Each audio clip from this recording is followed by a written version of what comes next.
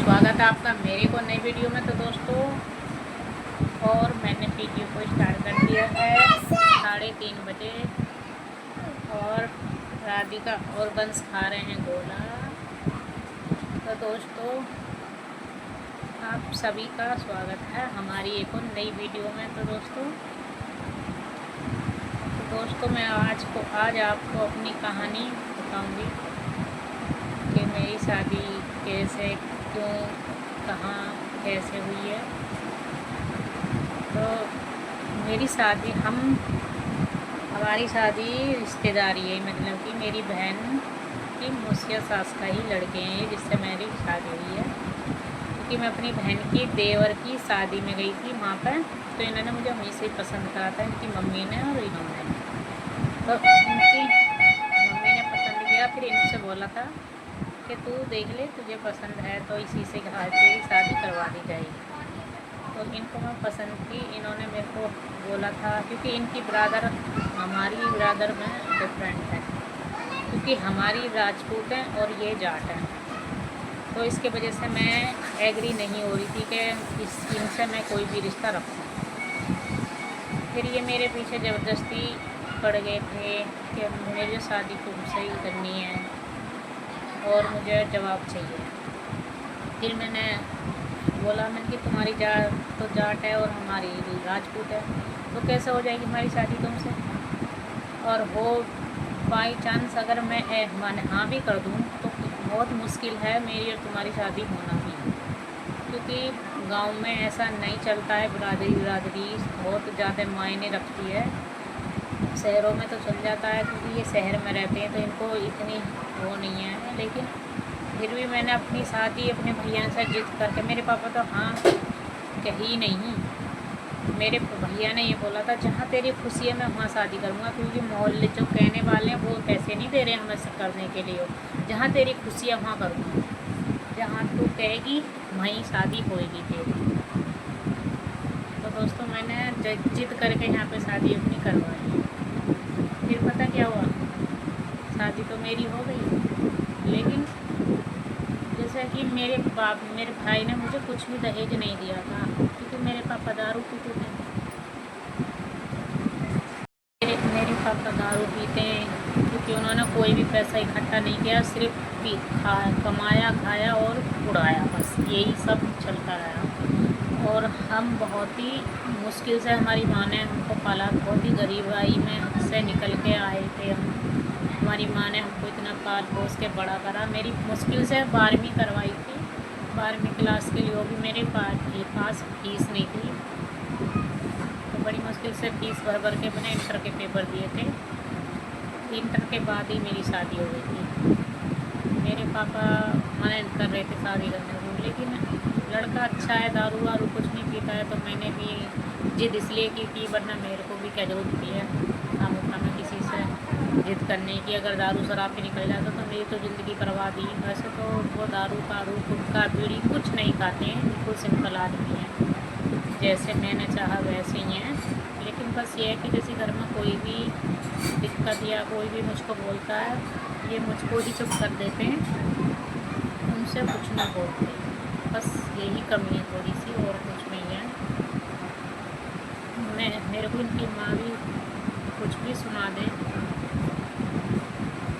फिर भी मैं इनसे बोलूँगी तो नहीं, कुछ नहीं कहती है उनसे भी, कहेंगे चल छोड़ तू ही, दिल से मत लगाया कर, बात निकाल दे बात दिल से।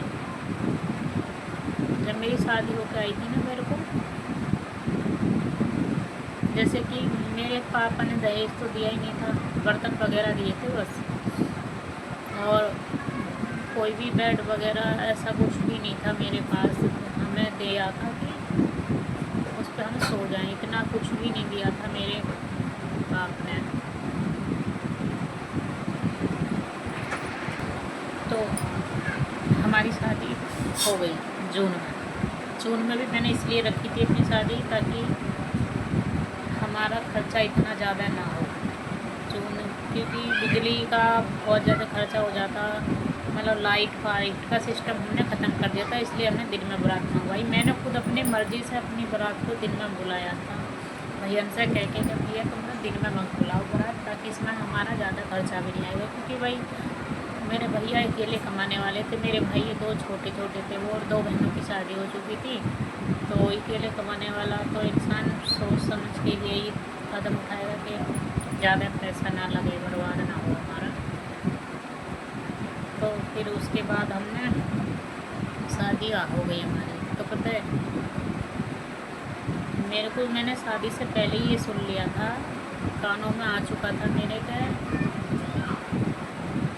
शादी हो तो रही है, जैसे कि वो दहेज नहीं दिया, ऐसा तो मुझसे कोई कभी कुछ बोला ही नहीं किसी ने दहेज के बारे में आज तक भी।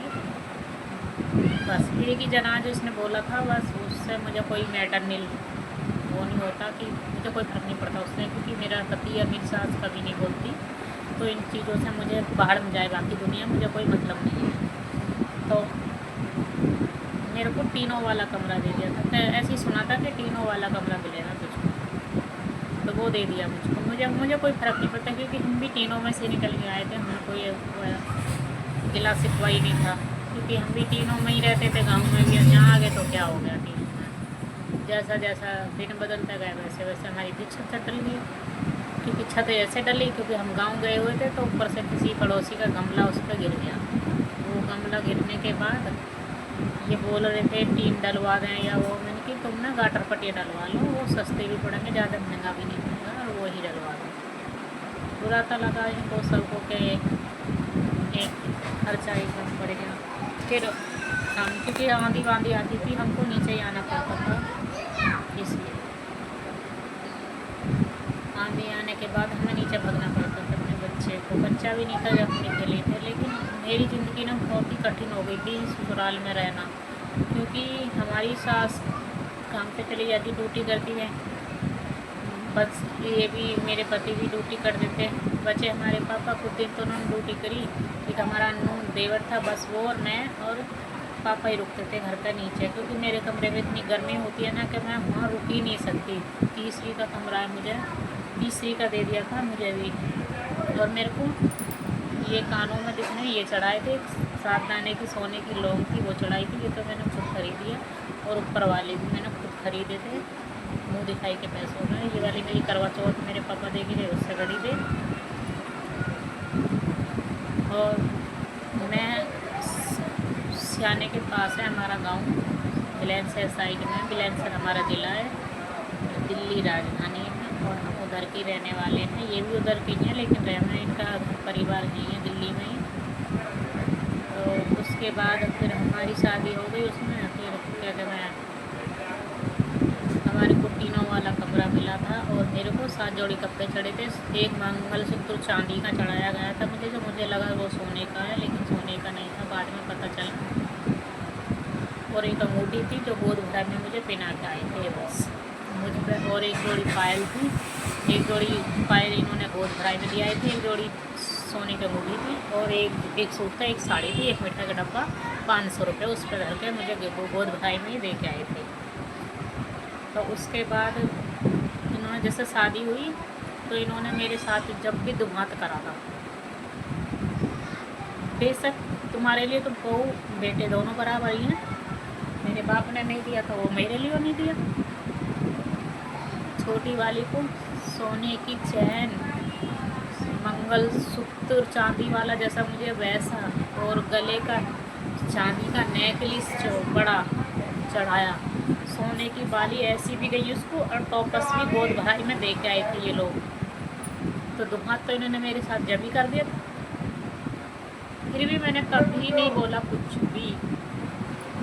क्यों, बेटा था तुम्हारे लिए, सभी दोनों ही बराबर है, बेशक बहू के पिया से आया नहीं आया, शादी तुम्हारी मर्जी से हुई। मेरे पापा तो राजी नहीं थे यहाँ पे शादी करने को, तुम्हारे बेटे ने मुझे पसंद किया, तो मैंने तो नहीं बोला कि मुझे पसंद करो, फिर भी मैंने जिद करके शादी तुमसे करवा ली। लेकिन वैसा कोई दिक्कत नहीं है, बस इन्होंने मेरे साथ जो दुहान करा ना, आज भी मुझे याद है वो चीज़ें, और आज भी मैं उसी कमरे में रह रही हूँ, नीचे रहना पड़ता है। उसका भी बदले में मुझे ये बोला जाता है कि दो जी के बर्तन। तो दोस्तों ये बातें मैं तुमको क्यों बता रही हूँ, क्योंकि बाई चांस मेरे को कुछ भी होता है तो उसका पता दुनिया में तो चलना चाहिए ना। फिर अभी मेरी शादी को 10-11 साल हो चुके हैं। 11वीं साल हमारी शादी को चल गया, 12वीं लग जाएगी जून से। 6 जून से मेरी शादी को 12वीं साल लग जाएगी। मेरा बेटा एक 10वीं साल में चल रहा है और एक मेरी लड़की है 5वीं में लग जाएगी अब 5वीं साल में, ये जून में ही 12 जून को उस और 11 जून की 6 जून की हमारी शादी की सालगिरह है। तो अभी भी यही बोला जाता है कि दो जगह बर्त रही है। अरे मैं सभी मेहमानों को नीचे देखती हूँ, चाय पानी सभी कुछ करती हूँ, तुम करो, मुझे बीच वाला कमरा दे दो। वो उसमें भी एग्री नहीं है ये लोग। दिल्ली में रहना बहुत मुश्किल है दोस्तों, मत कराना कोई भी गांव की लड़की शादी अपनी दिल्ली में, क्योंकि हम लोग गांव में खूब इधर उधर घूमते हैं, खास खेतों पे जाना आना व्यवहार यहाँ पे एक कैद खाने में बंद हो जाता है। और फिर ये ऊपर से ये सबके मन मुटाव, बहुत मुश्किल हो जाता है ससुराल में रहना। उसमें भी अभी हम अपना डबल डोर का फ्रिज लेके आए थे, उसी दिन शाम को हमारा कमरा ऊपर है, तो हम मम्मी हमारी कुछ सामान लेने गई थी, तो सेंटर लॉक के ताला लगा के तेज गया वो हमारा छोटा वाला इनका भाई, लगा के उससे चला गया।